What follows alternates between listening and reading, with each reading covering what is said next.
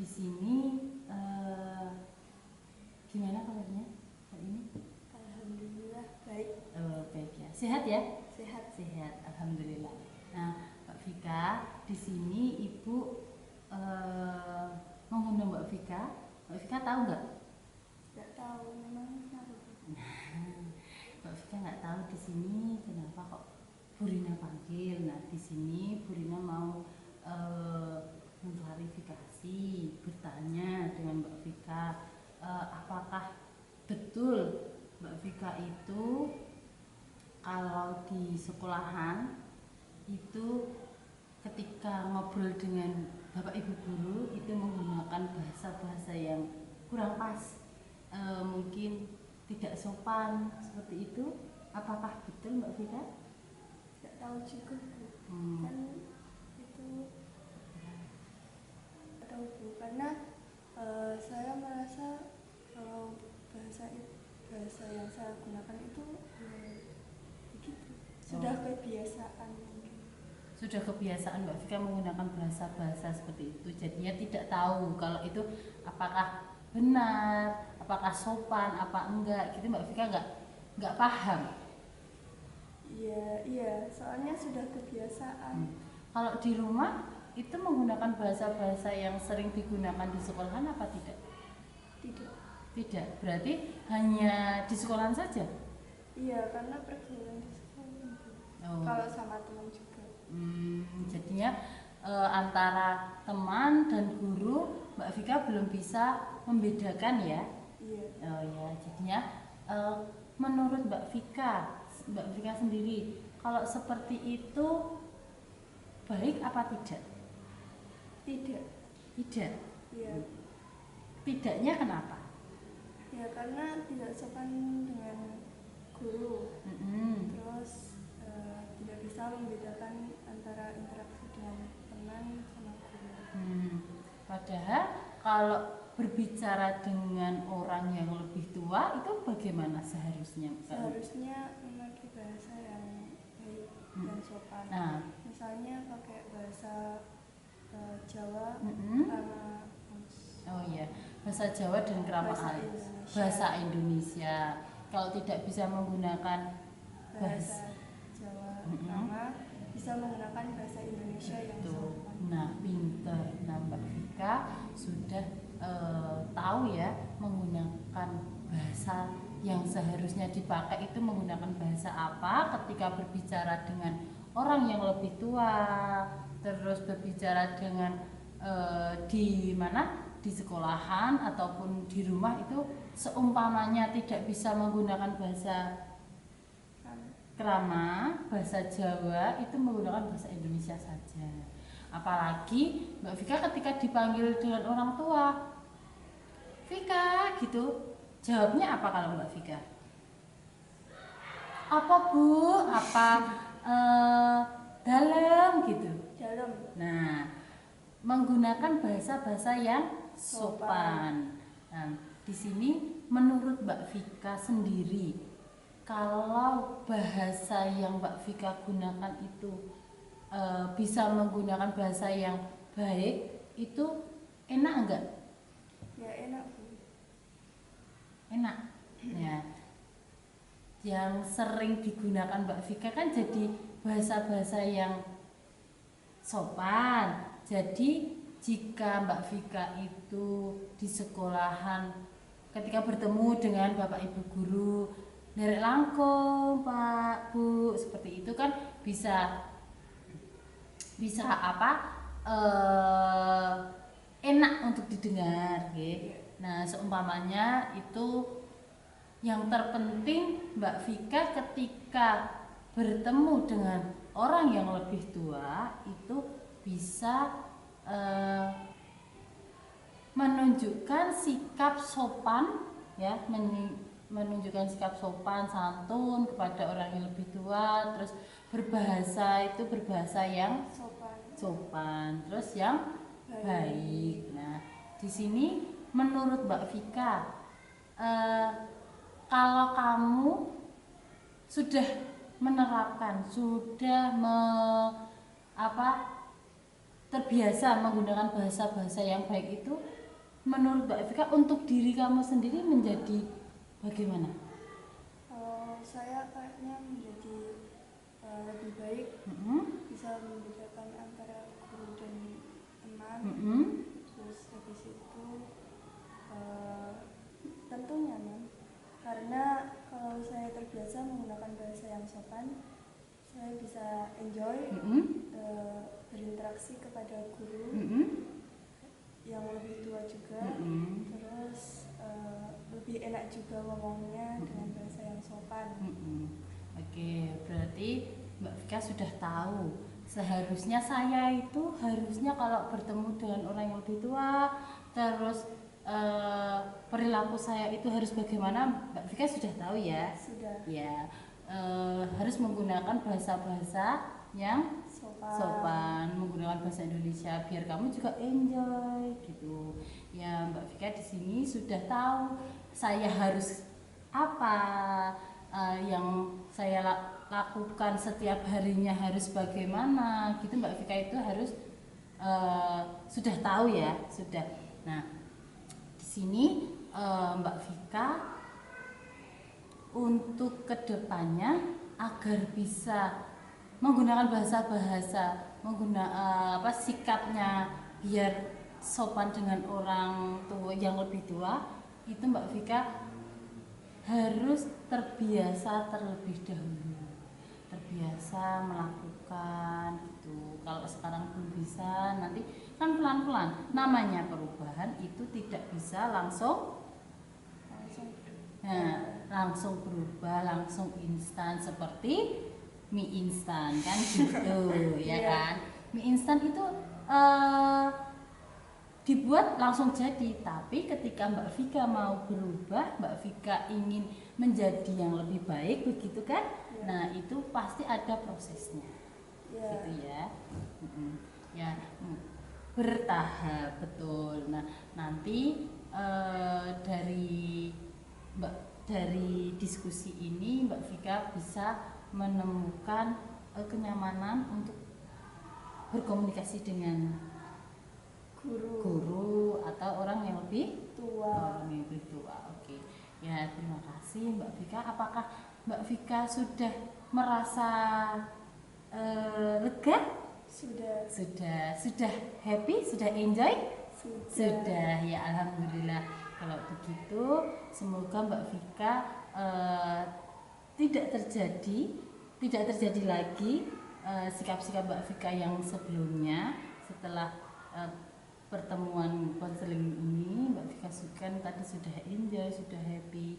Nah, semoga juga Mbak Vika kedepannya bisa mengajak teman-temannya untuk bersikap sopan santun kepada orang yang lebih tua. Ya, gitu. Mungkin itu saja Mbak Vika. Kalau sudah lega, sudah plong, Mbak Vika bisa kembali ke kelas, bisa mengikuti pelajaran seperti biasanya gitu ya. Mungkin itu saja harapan Bu Rina, kamu bisa menjadi anak yang bermanfaat untuk bangsa Indonesia. Amin. Ya, gitu. Mungkin terima kasih Mbak Vika.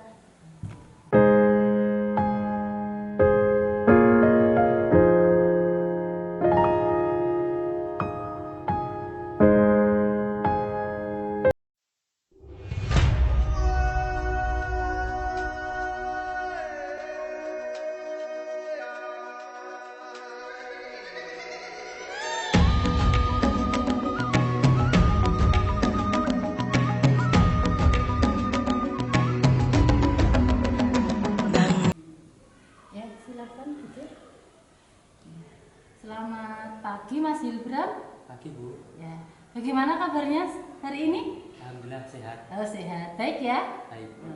Ya, di sini Mas Hilbram tidak usah tegang, tenang saja, karena di sini kita akan bercerita, ya. Mas Hilbram tahu kenapa kok dipanggil di ruangan ini? Tidak tahu. Oh tidak tahu. Kalau tidak tahu Mas Hilbram punya pemikiran apa kok? Waduh, kok dipanggil Bu Rina? Gitu. Mungkin saya melanggar aturan sekolah, tahu bagaimana itu. Oh, gitu ya. Nah, di sini Mas Hilbram merasa apa tidak kalau Mas Hilbram itu melanggar peraturan sekolah? Sepertinya tidak. Oh, tidak. Ya. Coba sekarang Mas Hilbram cek apakah dirimu Mas Hilbram sendiri sudah tidak melanggar peraturan sekolah. Coba dicek apa yang kurang, apa yang salah, apa yang kamu langgar. Salah. Iya. Rambut mungkin Wah. panjang. Masih panjang. Iya. Oh iya. Seharusnya yang benar yang bagaimana? Pendek. Potongan Mas Hilbram itu potongan apa? Kurang tahu Bu. Ini cuma dirapikan pinggir sama potong dikit atas. Oh iya, potong pinggir sama dirapikan atas ya. Kalau seperti itu apakah sudah sesuai dengan peraturan sekolah? Belum Bu, karena ini masih panjang. Masih panjang. Kalau masih panjang, Mas Hilbram ketika nanti dilihat tuh sama adik-adik kelasnya, waduh itu masnya ganteng, tapi potongannya bagus banget, padahal kebalikannya kan. Nah, kalau seperti itu adik kelas tahu Mas Hilbram potongannya tidak sesuai dengan peraturan sekolah, jika adik kelas itu meniru Mas Hilbram, bagaimana Mas Hilbram sendiri? Menurut Mas Hilbram? Menurut saya kalau adik kelas yang meniru saya berarti saya yang salah Bu, karena mencontohkan yang tidak bagus. Oh iya, mencontohkan yang tidak bagus.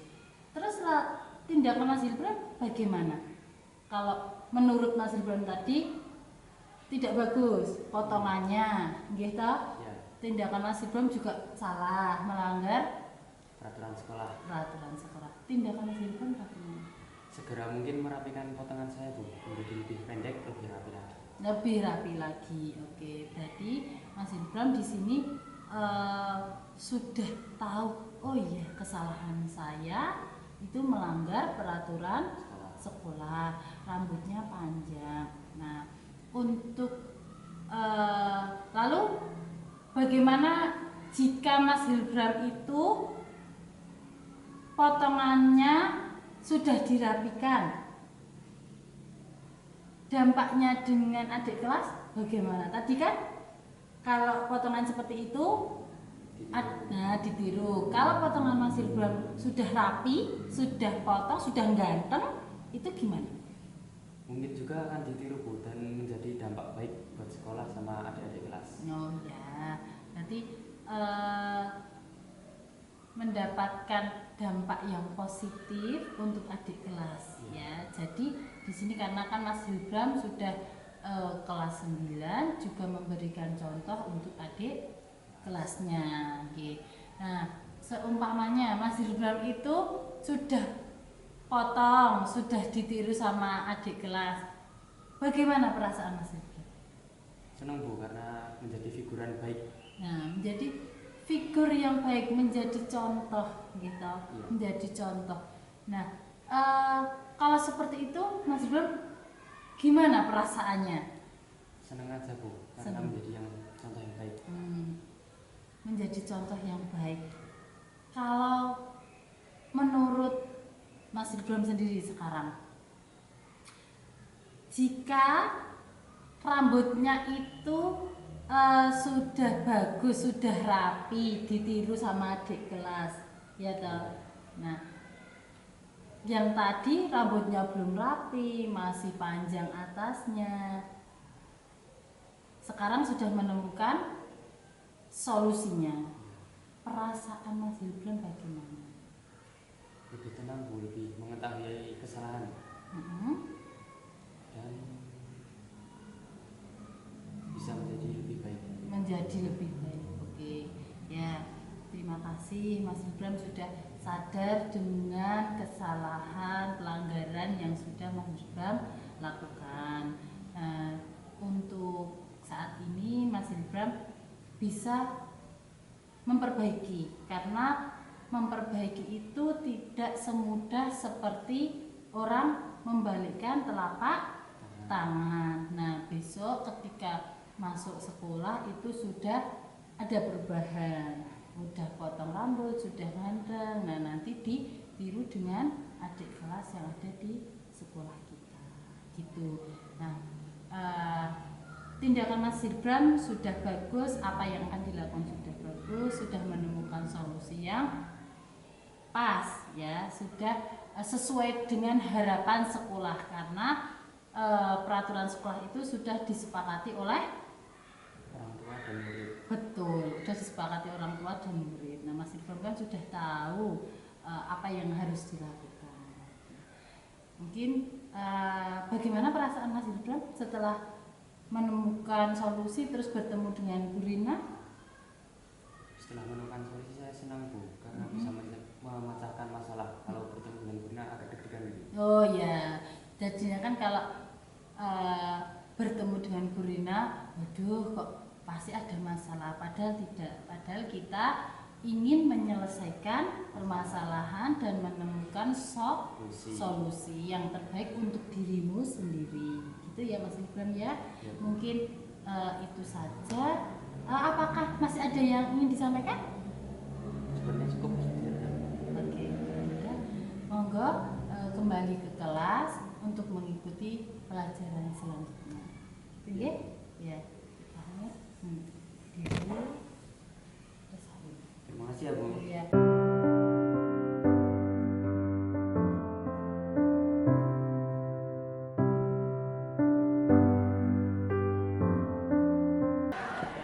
Assalamualaikum warahmatullahi wabarakatuh. Perkenalkan, nama saya Felicia Gina Rahayu dari kelas 8D. Tanggapan dari saya merasa lebih tenang saat menyelesaikan masalah yang saya hadapi saat ini. Saya merasa lega dan bisa menemukan solusi untuk tidak melakukan perbuatan saya yang salah. Di sini saya merasa senang bisa belajar mengenai segitiga restitusi. Sekian, terima kasih. Wassalamualaikum warahmatullahi wabarakatuh. Assalamualaikum warahmatullahi wabarakatuh. Saya Hilbram Farizal Ahmad dari kelas 9D nomor absen 13 ingin memberi tanggapan tentang perbuatan yang saya lakukan. Saya merasa lega saat menyelesaikan masalah yang saya hadapi saat ini. Saya merasa lega dan bisa menemukan solusi untuk tidak melakukan tindakan atas saya yang salah. Di sini saya merasa senang bisa belajar mengenai segitiga restitusi. Sekian, wassalamualaikum warahmatullahi wabarakatuh.